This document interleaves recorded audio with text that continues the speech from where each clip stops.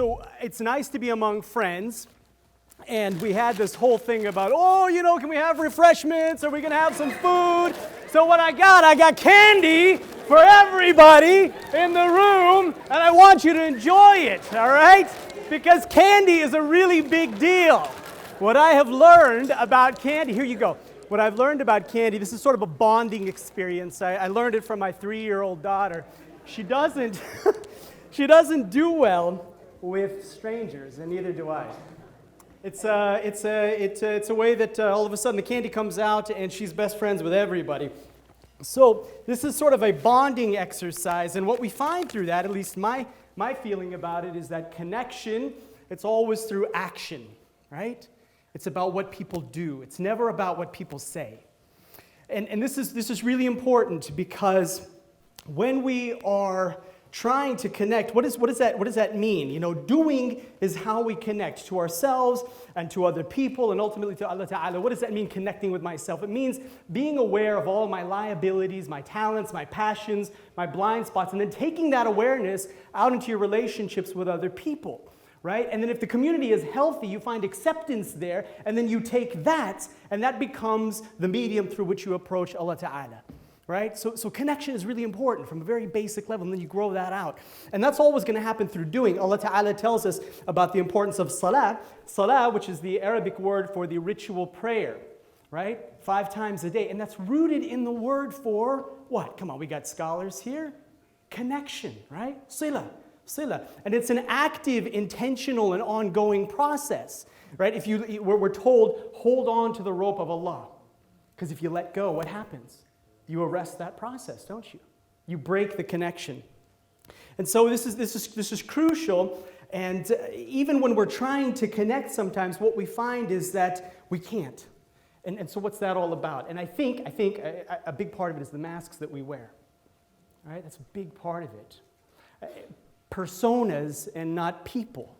And that's always been a problem, except in this era of social networking and image crafting.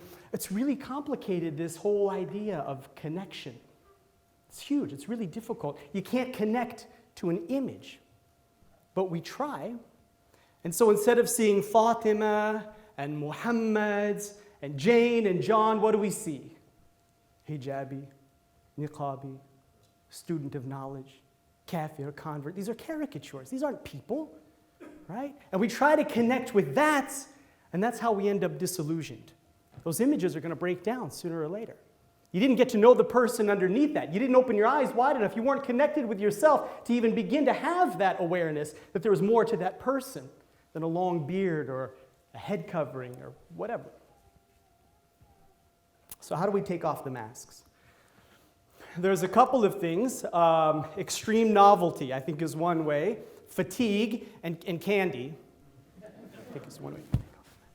So this is actually something that I learned in my work with the dying. The dying experience is a novel one. It's absolutely unique. It only happens once.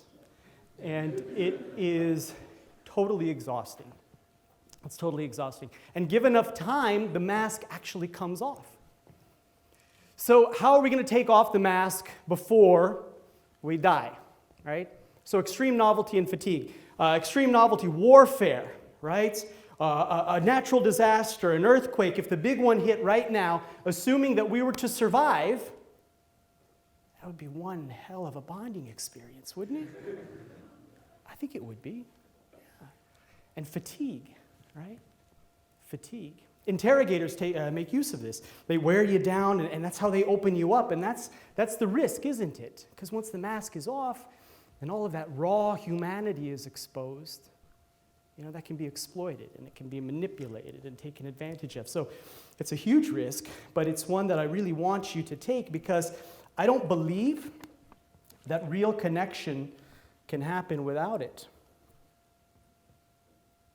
And I've had a chance to experiment with this over the last couple of years with Dustin Tribe, as mentioned in the introduction. And this is where I set up a kind of an annual, I call it a growth adventure. It's like it's an out-of-the-box connection experience that incorporates these ideas of novelty and fatigue. And last year, we had the inspired idea to run an ultramarathon.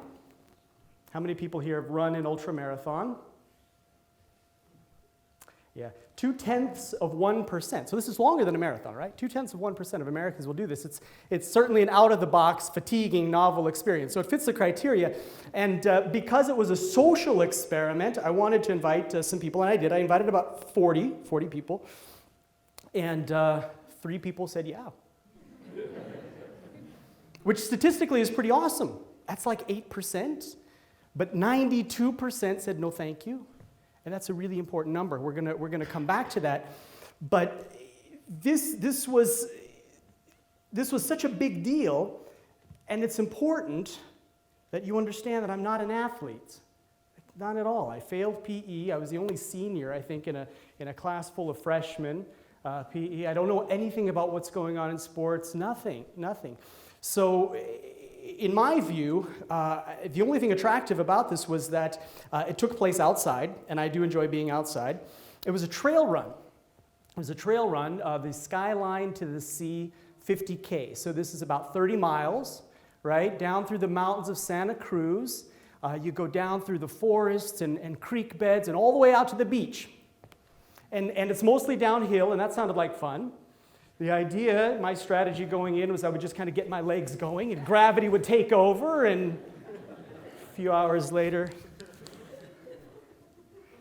actually the 4 of us got together on this, and there was actually, we read a lot of books and we traded articles, and we read about nutrition and hydration and physiology, and we read about injury prevention, and we learned a lot. You know, we did a lot of running. It was really hard. We ran 3, 4, 5 days a week we were running. It was unbelievable. And as hard as it was, we kept at it, and what was hard got easier, right? And we just kept pushing out like that. And 6 months later, we were all, the 4 of us, lined up in the middle of the Santa Cruz Mountains at the starting line. Alhamdulillah, we ran our race, and we got cameras here. We got our skyline to the sea. You see that? 50K, first ultramarathon. Yeah. Probably my last ultramarathon. But the winds, though, the winds came way, way before any of us crossed the finish line. They really did. The personas broke down. We were just 4 guys. 4 guys struggling against doubts and insecurity, struggling against nagging injuries, struggling against pressures that said this was stupid, this was a waste of time, And every time we came up against one of these challenges, it was never immediately pretty, but you know what it did? It gave us something to push past. And with mutual support and Allah's tawfiq, we would. And that was always beautiful. That was incredible to push past these things. We were inspired. We inspired ourselves. How often does that happen? And it's something that 92% of the people that I invited, they didn't get to experience that. And I think that number really speaks to our condition, that sort of numbing security of sameness, right? That's where we live. We don't actually invite challenges and obstacles into our lives. And it was just a few weeks into this 6-month training period that my wife, she lost her mother to ovarian cancer. She was a young lady. She was in her 50s. She died in our home. Her grandchildren, my daughters, watched her die, attended to her. They used to sleep in a circle on the floor around her, like angels protecting her. This disease ravaged her body. And not even a week after that, one of the other guys I was running with, he's here today, alhamdulillah. I asked him, please come, and he did. His father died, not even a week later. He got up in the middle of the night. He never made it back to bed, completely unexpected. It was the perfect excuse to quit, the perfect reason to stop, the sensible thing to do, perhaps. I mean, that's certainly the messaging that we got from many of our friends and our family at that time. We'll call them the 92%, right? But we didn't. We didn't stop.